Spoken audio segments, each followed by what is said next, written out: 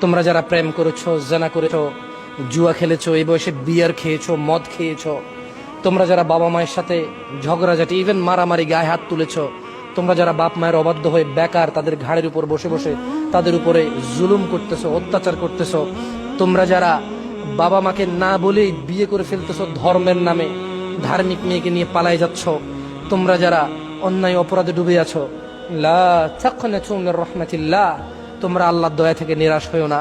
ইন্নাল্লাহা ইয়াগফিরুদ যুনুবা জামিআ, তিনি তোমাদের সমস্ত গুনাহ ক্ষমা করবেন।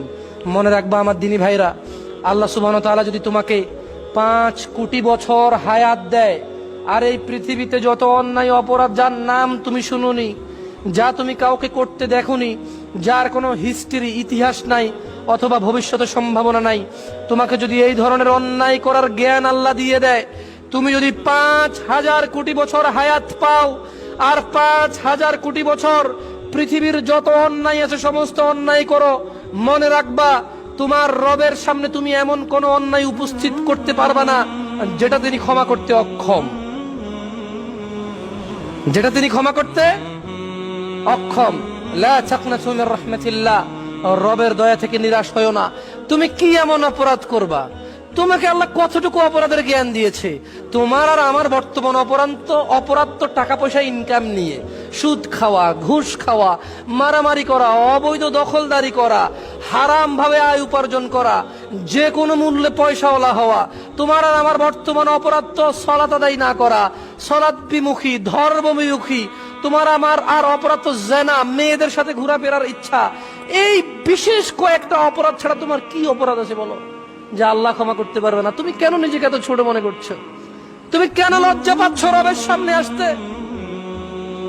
তুমি লজ্জা পেও না, তুমি লজ্জা পেও না। কিয়ামতের দিন তুমি জমিন থেকে আকাশ সমান যদি তোমার গুনাহ থাকে, তুমি পৃথিবীতে বেঁচে থাকা অবস্থায় তুমি যদি আল্লাহর কাছে ক্ষমার জন্য যাও, আল্লাহ জমিন থেকে আকাশ পর্যন্ত তোমার জন্য ক্ষমা নিয়ে আসবে তোমার সামনে। তুমি শুধু শিরিক করিও না। লা তুশরিক বিল্লাহ, লা তুশরিক বিল্লাহ, ইন্নাশ শিরকা লাযুলমুন আযীম। তাদরি ওয়া মা হুয়া শিরক? তুমি জানো শিরিক কি? তোমাকে আমি কিভাবে বলি?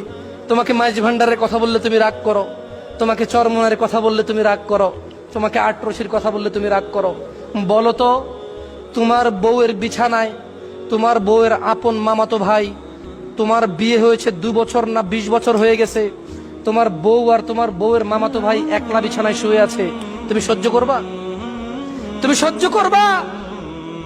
তোমার মেয়ে তোমার সামনে যুবতী হয়েছে, একটা যুবক ছেলে নিয়ে বিছানায় শুয়ে আছে, উল্টাপাল্টা কাজ করতেছে না, তুমি সহ্য করবা? তোমার যদি এতটুকু গয়রত থাকে, তোমার যদি এতটুকু ইজ্জত থাকে, তোমার বয়স 65, তোমার বউয়ের বয়স 55, বিছানায় তোমার বউয়ের সাথে অন্য পুরুষকে দেখে যদি তোমার এত গা জ্বলে, 8টা বাচ্চা দিয়েছে মহিলা তোমাকে, এক একটা বাচ্চা ডাক্তার, ইঞ্জিনিয়ার, এক একটা বাচ্চা বড় আলেম ওলামা, এত বড় নিয়ামতে সে তোমাকে সহযোগিতা করেছে, 55 বছর বয়সে তোমার বউয়ের বিছানা অন্য কাউকে দেখলে তুমি সহ্য করবা? আর তোমাকে আমি মাইজ ভান্ডার, আটরশি, ফুরফুরা, অলিপ, তিলিপ, গাঁজাখড়ি, বদনাশা, কাউয়াশা, ঘোড়াশা নিয়ে বললে তুমি রাগ করো, তুমি মনে করো আমি অহংকার করেছি। না, আমার কি দরকার আছে বলো? মনে রাখবা, শ্রদ্ধা ইবাদত হিসাবে শ্রদ্ধাকার, ইবাদত হিসাবে ভক্তিকার যিনি আমাদের, আমরা যদি ভক্তি না করি আমাদের ক্ষতি করতে পারে উনি কে? আমরা যদি উনাকে ভক্তি করি আমাদের উপকার করতে পারে উনি কে?